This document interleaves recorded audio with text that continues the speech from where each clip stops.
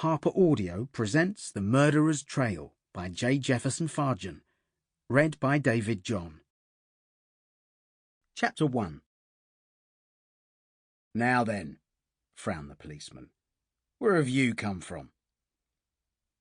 The human scarecrow of no address and with only half a name, the half he had was Ben, and the other half had been lost years ago, removed his eyes from the poster he'd been staring at. The poster said, "Old Man Murdered at Hammersmith," and it was a nasty sight. But the policeman wasn't much improvement. "Didn't you hear me?" demanded the policeman. "Where have you come from?" "Not Hammersmith," answered Ben. "Quite sure of that?" Faint indignation stirred within the scarecrow's meagerly covered breast. That was another thing about the world. Ben couldn't do anything, but the world was always accusing him of everything. "All right, have it your own way," he said, with a sarcasm that far exceeded the constable's. "I was walking by him, and I didn't like his head, so I chopped it off." "I suppose you think that's funny?" inquired the policeman. "Yes," retorted Ben. "There's nothing like a nice little murder to make you laugh." Then the policeman decided that, unless the interview were concluded, the law stood a good chance of losing its superiority in the encounter without gaining anything in return. So, uttering a warning generality against the dangers of loitering and of back chat, he leisurely adjusted his belt, turned, and trudged away. The poster made Ben shiver. At first he'd stared at the words vaguely, as one does when one's hard up for hobbies. Then the words impressed themselves upon his mind with all their unpleasantness.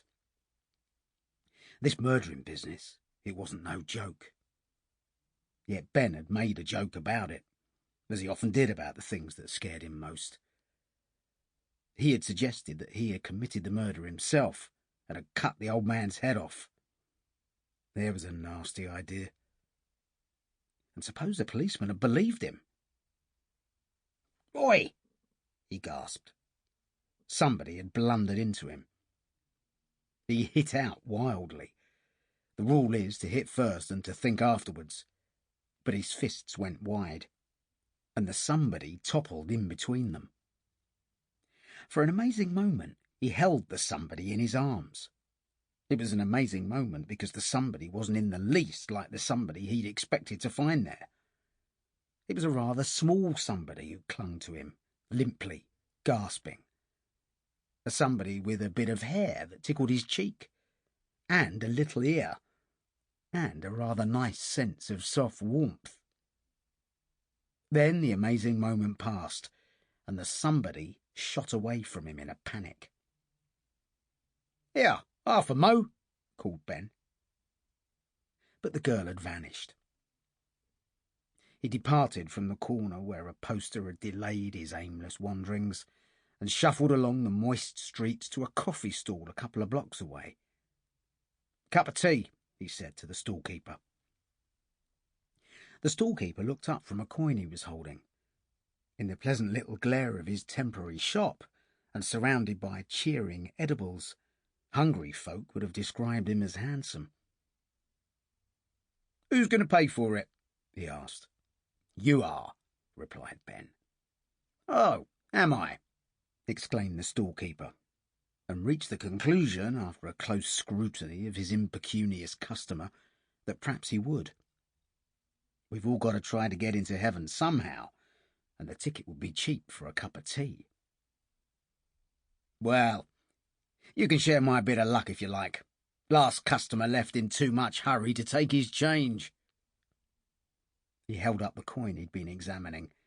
It was a 2-shilling piece, a new one. "One of them, jerky chaps," the stallkeeper went on, as he slopped tea into a thick cup. "Up they come like a jack-in-the-box. Sandwich, and they've hardly got their fingers on it before they're off. I reckon when they say their prayers, they just say, 'Hello, God, goodbye.'" He chuckled Sample complete. Ready to continue?